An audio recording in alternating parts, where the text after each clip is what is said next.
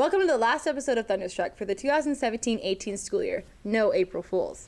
We'll start out with the last of our three-part series on Seniors 2018, in which we ask the question, what are your plans for the future? I'm going to get a job shortly after high school, if not shortly before I graduate.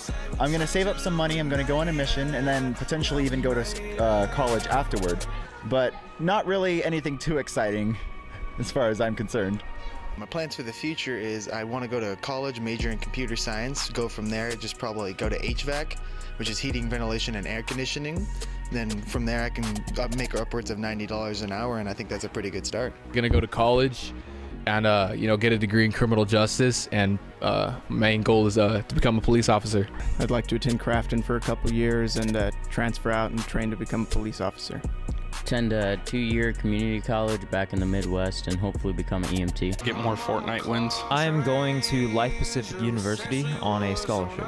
Seniors, don't miss your opportunity to be a part of this video. Be sure you seek out our Thunderstruck staff in the upcoming weeks to get a chance to say hi to your friends and relatives on the Jumbotron at graduation. And now to Nick with a report on a unique class offer here that you may not know about. Many students who love video gaming have aspirations to make games someday. If that is you, you need to know about this class offered here at YHS, in which you can learn some of the skills necessary to do exactly that. Our field reporter, Joel Larson, has more on this subject. Hello, I'm Joseph Larson, and I'm here with Rory Moore, who's a student in Mr. Bag's 3D modeling and animation class. So, Rory, what is this project called? It's called the Cartoon Character Project. All right. What was the main objective of this project? The main objective was basically to create a walk cycle and a reaction, like facial reactions to something happening with this little Potato Man character. All right. Your animation seems to be pretty interesting. Is there any context of what's going on in the animation, or if so, what is it? Basically, my character was a little guy walking on a ship and then getting hit in the head by a piece of metal and running away. Does the piece of metal, chase him because of magnetism or something? Yes, it's like a little floating piece of, alien metal because, I can. It's in space. Fair enough. So, Kaylee, what was the name of this project? It's called the Art Gallery. All right. What was the main objective of this project? It's to apply textures such as paintings, photos, pillars, walls, floors, objects in the room. All right. What was your favorite part about this project? My favorite part was being able to apply any type of painting or photo that I could, as well as being able to see the mirror globe, because it was really cool to see it reflect across the room. I've also noticed that there is a photo or painting of a Pomeranian somewhere. I'm curious, does that Pomeranian have a name? Yeah, her name is Pom, and she's very rambunctious. Sounds like a pet I'd want in my household. So, what's your favorite part about this class as a whole?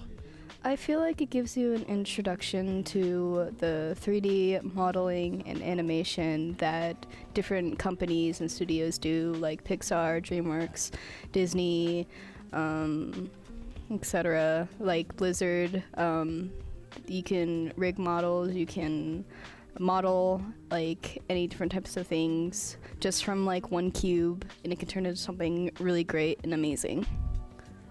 Sounds like there's lots of creativity in this class. Pretty much. All right, thank you.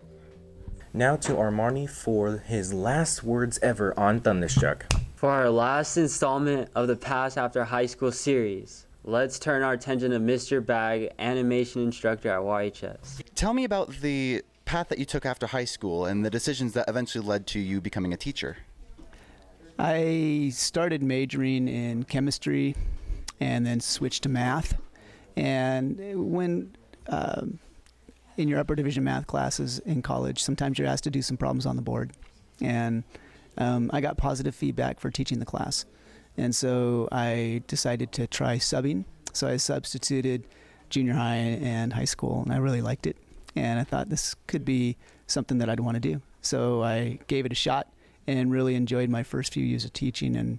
And 25 years later, here I am. So. Is there any specific motive that brought you into teaching 3D modeling and programming? Kind of got adept at computers from the get-go, from college, build my own machines, and then got interested in more of the aspect of keeping computer networks running, and was asked to be the technology coordinator for Yucaipa High School. So I did that for 13 years, and also was asked to teach computer science, and then eventually asked to teach 3D modeling too. And so I really enjoyed that. I'm not really an artist, but I do like the math aspect of 3D modeling, polygons, vertices, edges, faces, and learning art as I go along. Thank you. When the color guard isn't competing with the marching band in the fall, they compete by themselves in the winter. When winter guard season starts, they perform their choreographed show indoors and compete with other color guards from different schools.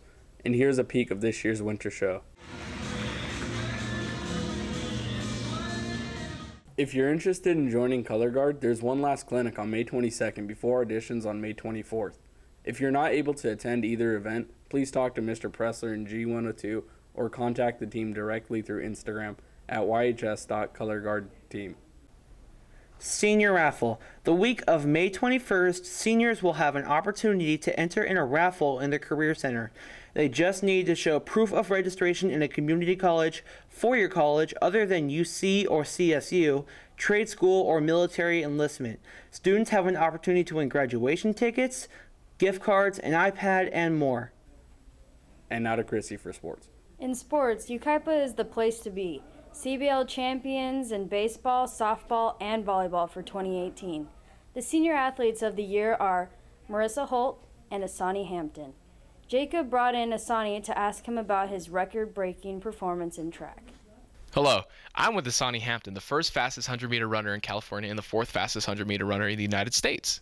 So tell us about your CBL finals and you breaking the school record and the CBL record in the 100-meter. Did you wake up on the good side of the bed that day?